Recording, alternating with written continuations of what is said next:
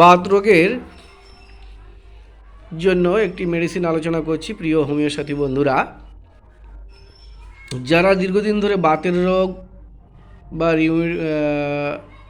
Rheumatoid arthritis এতে ভুগছেন, তাদের জন্য গুরুত্বপূর্ণ একটি মেডিসিন লিডামপেল। লিডাম বা মার্সটি বাতরোগযুক্ত ধাতু দোষে বিশেষভাবে কার্যকরী। আর কি হয়, যদি হাঁটুতে ব্যথা, গোড়ালিতে ব্যথা,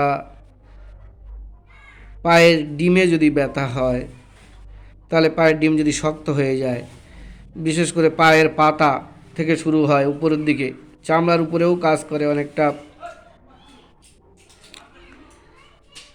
এই ঔষধ যদি পোকামাকড়ের কামড়ে ক্রিয়ানাশক হিসেবে কাজ করে, যদি ইঁদুর,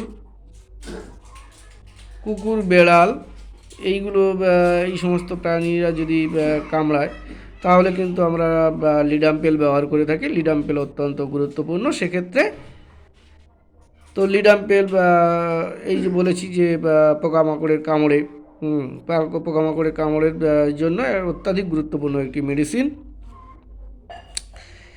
এছাড়া কি হয়, চোখের পাতা, চোখের ভিতরে যদি আমাদের কনকনানি ব্যথা দেখা দেয়, চোখের পাতায়, চোখের সাদা অংশে যদি রক্ত জমে যায়, তাহলে সেক্ষেত্রে লিডামপেল অত্যন্ত গুরুত্বপূর্ণ একটি মেডিসিন। চোখে ছানি, তার সঙ্গে গেঁটে বাত, রিউমেটয়েড আর্থারাইটিস বলেছি। এবং কপালে এবং গালে কি হয়, লাল বর্ণের ফুঁসকুড়ি হয় অনেক সময়, এবং হুল ফোটানোর মতো একটা বেদনা যদি দেখা দেয়, বা মাবড়িযুক্ত একটা উদ্ভিদ বা ফুঁসকুড়ি যদি দেখা দেয় ত্বকে, তাহলে সেক্ষেত্রে কিন্তু আমরা লিডামের কথা ভাবতে পারি। বিশেষ করে অনেক সময় যদি সর্দিতে বা নাক আটকে যায়, নাক বন্ধ হয়ে যায়, সেক্ষেত্রে কিন্তু লিডাম অত্যন্ত গুরুত্বপূর্ণ। লিডামকে আমরা তুলোয় করে নিয়ে নাক দিয়ে নাকে টানলে কিন্তু আমাদের নাকের সর্দি ছাড়িয়ে যায়। তো আপনারা প্র্যাকটিক্যাল ব্যবহার করে দেখতে পারেন। নাকের ভিতরে জ্বালা, কাশি তৎসহ, সেই সঙ্গে রক্ত মিশ্রিত শ্লেষ্মা ওঠে, শ্বাসকষ্ট, বুকের ভিতরে একটা সংকোচনের মতো অনুভূতি, শ্বাস প্রশ্বাস অত্যন্ত রুদ্ধকর, খুব কষ্টকর হয়ে থাকে। বৃদ্ধ বয়সে যদি ব্রঙ্কাইটিসের ব্যথা তৎসহ দেখা দেয়, বুকের ভিতরে একটা সংকোচনের মতো অনুভূতি, শ্বাসরোধের মতো যদি অবস্থা হয়, তাহলে আমরা লিডাম ব্যবহার করতে পারি।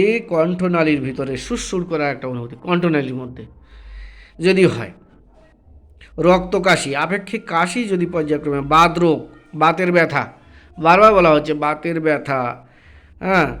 এবার কি হয়, হুকিং কাশি, আপেক্ষিক কাশি, একসঙ্গে দুইবার শ্বাস নেওয়া যায় না, মানে খুব ফোঁপানি হয়, এক্ষেত্রে আমরা লিডামের কথা ভাবতে পারি। আর কি হয়, মলদ্বারে ফাটা ফাটা সমূহ থাকে, অর্শজনিত বেদনা।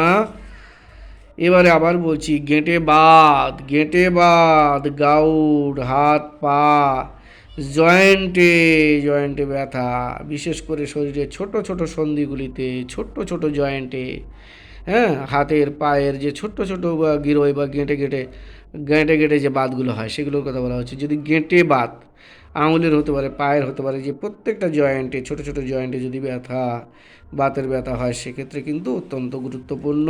ডান দিকের কাঁধে যদি দপদপ করে বেদনা, কাঁধে যদি চাপবোধ থাকে, সন্ধি স্থানে যদি কটকট করে আওয়াজ, কটকট করে শব্দ হয়, তাই না, বিছানার গরমে বৃদ্ধি, হ্যাঁ, গেঁটে বাতজনিত অবস্থা, সন্ধি স্থানে কটকট শব্দ,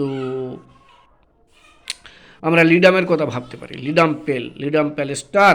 পায়ের বুড়ো আঙুলের নিচের অংশের যদি পায়ের বুড়ো আঙুলের নিচের অংশে যদি ফুলে যায়, বাতের রোগ কি হয়, নিম্ন অঙ্গ থেকে শুরু করে উপরের দিকে ওঠে, নিচ থেকে উপরের দিকে ওঠে, এবং গোড়ালি দুটো কি হয়, ফুলে যায়। গোড়ালি যদি ফুলে যায়, অনেক সময় গোড়ালি ফুলে যায়, তো পায়ের তলায় ব্যথা বেদনা দেখা দেয়, খুব কষ্ট করে পা ফেলতে হয়, পা ভর দিয়ে হাঁটতে হয়, এরকম যদি হয়, এখানে অ্যান্টিমটুডও কাজ করে, লাইকোপোডিয়ামও কাজ করে। গোড়ালির সন্ধিস্থল, গোড়ালির যে জয়েন্ট খুব সহজে মচকিয়ে যায়, যদি গোড়ালির জয়েন্টও খুব সহজে মচকে যায়, তাহলে কিন্তু আমরা লিডাম ব্যবহার করতে পারি। লিডাম অত্যন্ত গুরুত্বপূর্ণ। পেলকে আমরা বিভিন্ন রকমভাবে ব্যবহার করি। কপালের উপরে যদি ব্রণ হয়, ওই অংশে যদি খোঁচা মারার মতো ব্যথা বেদনা দেখায়, একজিমা মুখের, পায়েও গোড়ালিতে চুলকানি, আঁচড়ালে বিছানার উত্তাপে বৃদ্ধি হয়, পায়েও গোড়ালিতে চুলকানি, পায়ে এবং পায়ের গোড়ালিতে চুলকানি, পায়ের কিন্তু এইগুলো বলা হচ্ছে বারবার। হ্যাঁ, আর কি কালশিরা পড়ে যায় আঘাতের পরে, আঘাতপ্রাপ্ত স্থানে কি আর দীর্ঘকাল বিবর্ণ হয়ে থাকে। কার্বাঙ্কাল, কার্বাঙ্কাল যদি থাকে, যদি বড় ক্ষত, দুষ্ট ক্ষত হয়ে যায়, বড় ক্ষত হয়ে যায়, তাহলে সেক্ষেত্রে আমরা লিডামের কথা ভাবতে পারি।